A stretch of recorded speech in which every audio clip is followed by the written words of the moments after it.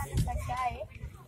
इथे मुलामुलींच्या वसतिगृहातील सांडपाणी एका सेप्टिक टाकीमध्ये जमा होते व स्वयंपाकगृहातील सांडपाणी एका ऑइल टँकमध्ये जमा होते। ते सेप्टिक टाकीमध्ये सांडपाणी व ऑइल टँकमध्ये सांडपाणी एका कलेक्टर टाकीमध्ये जमा होते। या कलेक्टर टाकीचे पाणी पंप P1 ने बायोफिल्टर 1 मध्ये जाते। बायोफिल्टर 1 मध्ये कर्दळीची झाडे लावलेली आहेत। कर्दळीच्या झाडांच्या खाली शेणखत, कोळसा, वाळू, मोठे दगड, साखर आहे। कारचा पाण्याचा प्रवाह म्हणून हा थर लागलेला आहे।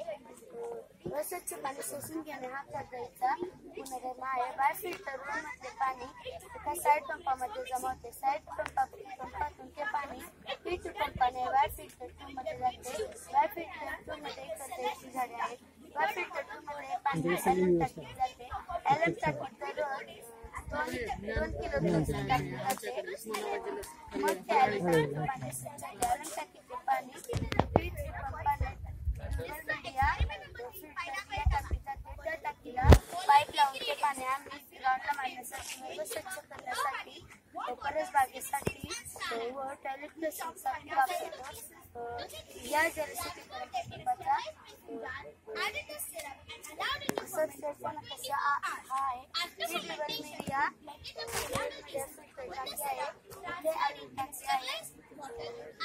हे बायोफिल्टर शेड आहे। इथे ऑइल टँक आहे। कलेक्टर टाकी आहे। इथे पंप टाकी आहे। इथेही बायोफिल्टर बेड आहे। इथे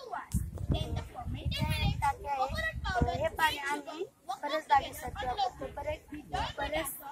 परसबागेत मिळालेले उत्पादन इथे आहे।